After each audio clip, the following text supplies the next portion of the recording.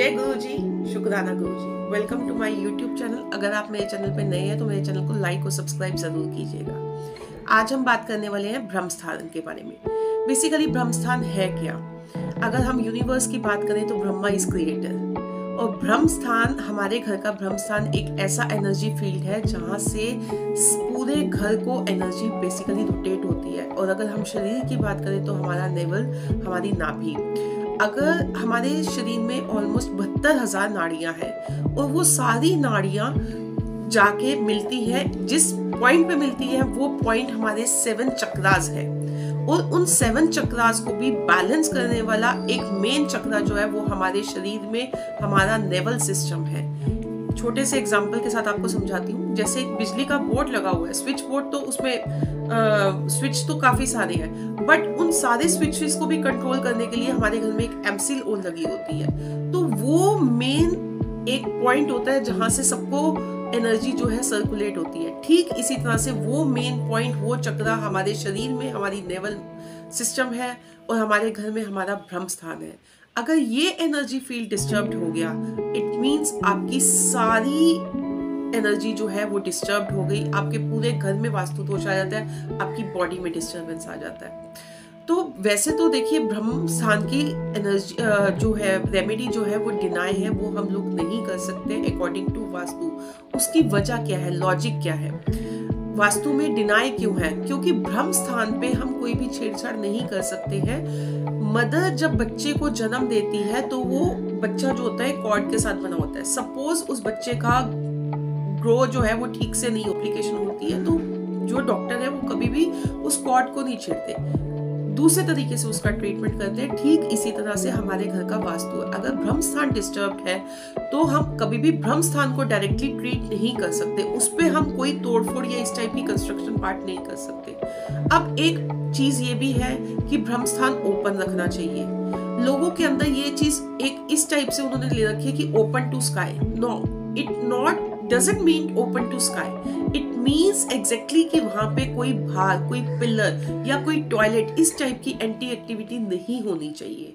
अगर इस टाइप की कोई एंटी एक्टिविटी है, सपोज वहां पे स्टेयर्स है या टॉयलेट है या कोई बीम है, तो आपका सारा घर ऑटोमेटिकली डिस्टर्ब हो जाता है, क्योंकि वो एग्जैक्ट एनर्जी फील्ड पे आके स्टेबल हो जाता है, रुक जाता है। तो अब हम क्या कर सकते हैं अपने ब्रह्मस्थान को ठीक करने के लिए?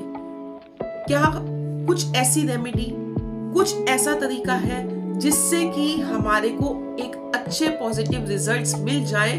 हमारे ब्रह्मस्थान अगर डिस्टर्ब्ड है, हमारा एनर्जी फील्ड डिस्टर्ब्ड है और हमारी लाइफ की हर्डल्स को कुछ हद तक स्मूथ हो जाए। सबसे पहले तो इसकी पहचान बता दूं कि ब्रह्मस्थान डिस्टर्ब्ड कैसे है। एक तो आपने ये देख लिया कि कोई एंटी एक्टिविटी तो नहीं है, सपोज टॉयलेट, स्टेयर्स और कोई बीम।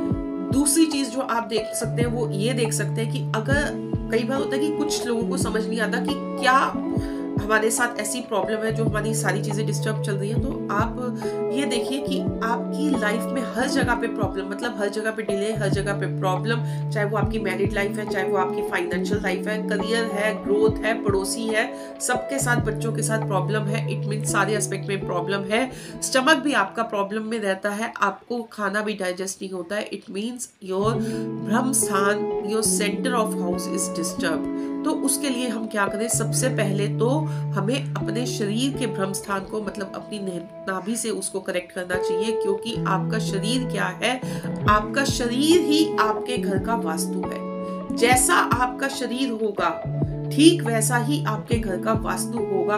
तो अगर आपका ये ब्रह्मस्थान, अगर आपके शरीर का ब्रह्मस्थान ठीक होना शुरू हो गया तो ऑटोमेटिकली आपका कहीं ना कहीं जो है घर का वास्तु ठीक होने लग जाएगा। उसके लिए आपको क्या करना है कि आपको अपने नेवल पे, नाभि पे रोज देसी घी लगाना है, अपने एग्जैक्ट ब्रह्मस्थान पे, शरीर के ब्रह्मस्थान पे, शरीर के सेंटर पे।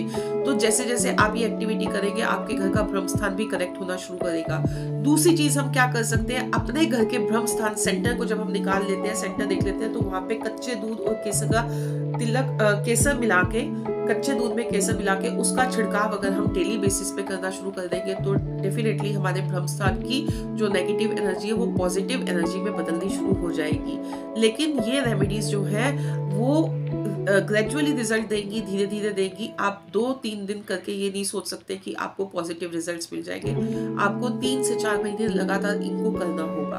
फिर दूसरी चीज जो आप कर सकते हैं, आप अष्ट धातु का कछुआ रख सकते हैं ब्रह्म स्थान पे, नॉर्थ की तरफ फेस करके। बेसिकली कछुआ क्या है, प्रॉस्पेरिटी का प्रतीक है। तो अगर आप एक अष्ट धातु का कछुआ रख देते हैं नॉर्थ की तरफ फेसिंग करते हुए सेंटर में, तो ये भी कहीं ना कहीं आपके ब्रह्म स्थान को करेक्ट करता है।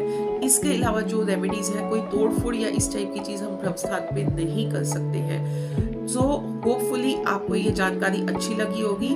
नेक्स्ट वीडियो में फिर मिलेंगे कुछ नई बातों, कुछ नई टिप्स के साथ। तब तक के लिए जय गुरु जी, शुक्राना गुरु जी।